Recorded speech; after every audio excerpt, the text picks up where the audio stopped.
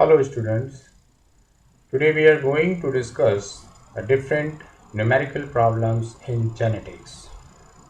These are very important problems for the NEET 2020 aspirants. तो जो basic दिक्कत आती है आप लोगों को न्यूमेरिकल प्रॉब्लम्स में अंडरस्टैंडिंग में कि हम क्या करें क्या ना करें, तो यहाँ मैंने 10 क्वेश्चंस को समराइज़ किया है और वो डिफरेंट एरियाज़ के क्वेश्चंस हैं जिससे कि आप बहुत आसानी से इनके बेसिस पे अदर क्वेश्चंस को सॉल्व कर पाएंगे. So let's start. The question number 1. In a cross offspring were 25% yellow round, 25% yellow wrinkled, 25% green round, 25% green wrinkled, right? Of which cross these results were obtained. अब इसमें type of cross पूछ रहा है, तो सबसे पहले ये देखो बेटा कि जो 25% फ्रीक्वेंसी हर एक की दे रखी है, इसका मतलब हर एक का फ्रैक्शन 1 हो गया. यानी अगर मैं इसका रेशो देखूं तो 1:1:1:1 होगा, राइट. तो ये di hybrid test cross ratio दे रहा है. तो टेस्ट क्रॉस की जो कंडीशन आती है कि F1 progeny cross with recessive parents, तो यहाँ सिर्फ एक ही ऑप्शन आ रहा है हमारा, दैट इज डी, जिसमें कि वो F1 प्रोजेनी और रिसेसिव पेरेंट्स के बीच का क्रॉस कर रहा है. So the answer is D. Next question. In a plant, if the two dominant genes capital C and capital P are necessary for the appearance of the purple color in flower, what will be the ratio of the purple and the white flower plants in the cross? Capital C small c, capital P small p, cross with capital C small c, capital P small p. So this is a kind of genic interaction, right. Complementary gene का example है ये. तो यहाँ आपको ये देखना है कि वो कौन कौन से कॉम्बिनेशन है जिसमें कैपिटल सी और कैपिटल पी होना चाहिए. तो अगर पुनेट स्क्वायर आपको अच्छे से याद है तो पुनेट स्क्वायर में मैंने जो हिंट यहाँ पर दी है, तो जो आपका एक ट्राइंगल बनना है उस पर सारे के सारे जो हैं वो 9 सब ऐसे हैं जिसमें एक कैपिटल सी और एक कैपिटल पी डेफिनेटली आएगा, राइट. तो यहाँ पर 9 जो होंगे वो आपके पर्पल होंगे और 7 जो ब्रेस्ट बचते हैं वो आपके कलरलेस हो जाएंगे because of the absence of any one dominant gene, right. So the answer is 9:7. इस तरह के क्वेश्चन बेटा जब भी आए दिमाग में पुनेट स्क्वायर रट लो, बहुत इंपॉर्टेंट है, इस पर डेफिनेटली क्वेश्चन आता ज़रूर है. Now the next question. ये बड़ा इंपॉर्टेंट क्वेश्चन आया, राइट. इसमें बच्चे बहुत परेशान हो जाते हैं और बहुत इजी क्वेश्चन है. डीएनए सीक्वेंस दे रखी होती है, राइट. अब वो ट्रांसक्राइब करवा रहा है तो इसका मतलब आरएनए बनवा रहा है. तो जब भी बेटा इस तरह का क्वेश्चन आए तो हमेशा ध्यान रखो कि जब डीएनए सीक्वेंस दे रहा है तो इसका मतलब वो आपसे ट्रांसक्रिप्शन जब करवाएगा, और ट्रांसक्रिप्शन में आपको मालूम है कि सिर्फ टेम्पलेट स्टैंड ही ट्रांसक्राइब हो रहा है, coding stand code for nothing. Coding stand और जो ट्रांसक्राइब आरएनए है उसमें सिर्फ टी और यू का डिफरेंस आएगा, राइट.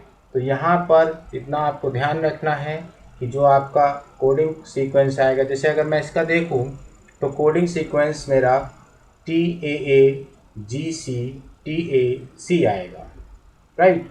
यानी कोडिंग स्ट्रैंड का सीक्वेंस ही आएगा. अब इसी में जो जहाँ जहाँ मैंने टी लगाया हुआ है वहाँ पर यू लगा दो सिर्फ. इसका मतलब सीक्वेंस हमारी हो जाएगी UAA GCU AC.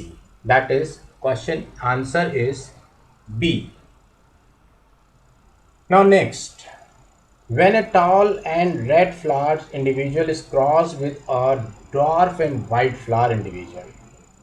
Tall red, dwarf white. Dihybrid हो गया. Phenotype in the progeny is dwarf and white. अब वो कह रहा है जो क्रॉस करने के बाद जो हमें फिनोटाइप मिल रहा है that is dwarf and white. What will be the genotype of the tall and red flowers? देखिए हमें प्रोजेनी वो कह रहा है कि 4 में से कम एक प्रोजेनी ऐसी होनी चाहिए जिसमें कि डार्क वाइट होगा. तो हमें जो टॉल रेड का लेके चलना है वो हिट हो जाएगा सोगा, राइट. हिट हो जाएगा इस कंडीशन को. अगर आप होमोजाइगस कंडीशन से क्रॉस करते हो तो एक कॉम्बिनेशन आपको ज़रूर मिलेगा जो कि ड्वार्फ वाइट होगा। That means the answer is a.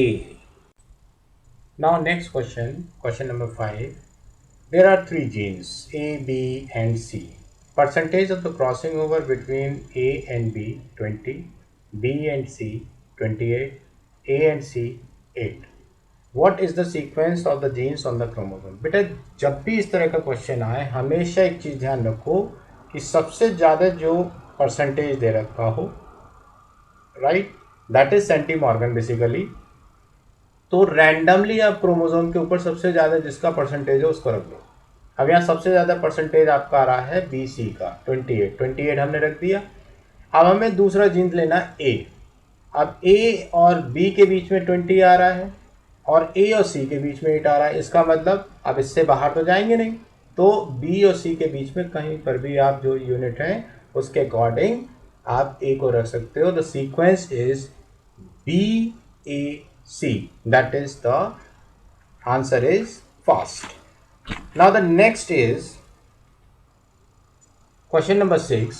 On selfing a plant of F1 generation with genotype capital AA, capital B, small b, capital C, capital C. The genotypic ratio in F2 generation will be. अब देखो पहली चीज तो यह है कि इसमें gamete कितने बनाएंगे। तो बेटा जब भी आप गैमीट की बात करो तो number of gamete is equal to 2 की power n। N is the heterozygous characters. अब हेट्रोजाइगस यहाँ कितने हैं, सिर्फ एक दे रखा है, कैपिटल बी स्मॉल बी। बाकी ए सी सी जो है वो होमोजाइगस है। 2 की पावर एन इसका मतलब आ गया 2 की पावर 1, दैट इज 2। तो यहाँ पर दो गैमीट बनेंगे, राइट। अब दो गैमीट बनेंगे तो उसने जीनोटिपिक रेशियो पूछा है आपसे कि जीनोटिपिक रेशियो क्या होगा। That will be 3:1, that is first. जब आप ये क्रॉस करोगे आप समझ जाओगे कि किस तरीके से 3:1 आ रहा है। Now the question number 7, the tobacco plant heterozygous for the albinism. और रिसेसिव करेक्टर है, सेल पॉलिनेट कराया गया, 1200 सीड्स आपको मिल रहे हैं, right. Then how many seeds would have the parental genotype. अब बात आ गई हेट्रोजाइगस से। आपको नेट इसको तुरंत दिमाग में घूम जाना चाहिए कि हेट्रोजाइगस करेक्टर कौन कौन से हैं।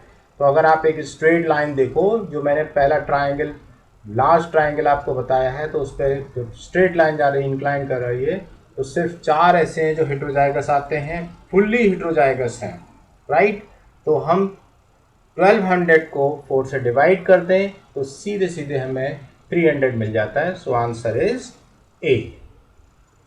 If individual of genotype capital A, small a, capital B, small b, capital C, small c are intercrossed, then how many different phenotypes can occur in their progeny? Again, heterozygous 3 character हैं, 2 की power 3, that is 8। बहुत simple character और बहुत easy है, और कई बार question आते हैं इस तरह के और बच्चे परेशान हो जाते हैं। तो सिंपल ध्यान रखना कि अगर गैमीट पूछा है तो 2 की पावर n कर दो, बहुत आसानी से निकल जाएगा। Now next question, a dihybrid plant on self pollination produce 400 phenotypes with 4 types of genotype, then how many seeds will have genotype। अब देखो टोटल हेट्रोजाइगस दे रखा है, वही 4 आएंगे, डिवाइड करिए 400 को 4 से, that is 100, simple. Now next is a man having the genotype this, capital E, capital E, capital F, small f, capital G, small g, H, can produce P number of genetically different sperm. Woman of genotype capital I, small I, capital L, capital L, capital M, small m, capital N, small n can generate Q number of genetically different eggs. Now the determine the values of P and Q।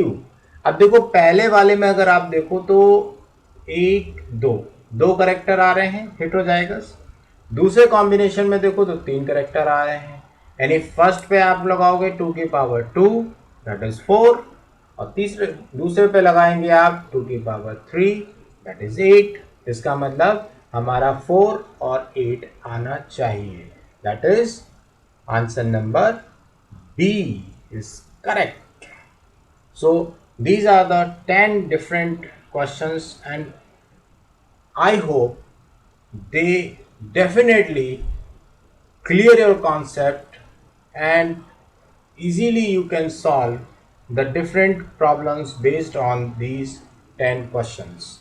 Okay, still students, if you have any problem, any questions, any doubt in the genetics, then you can mention in my comment box, right? Okay, good luck.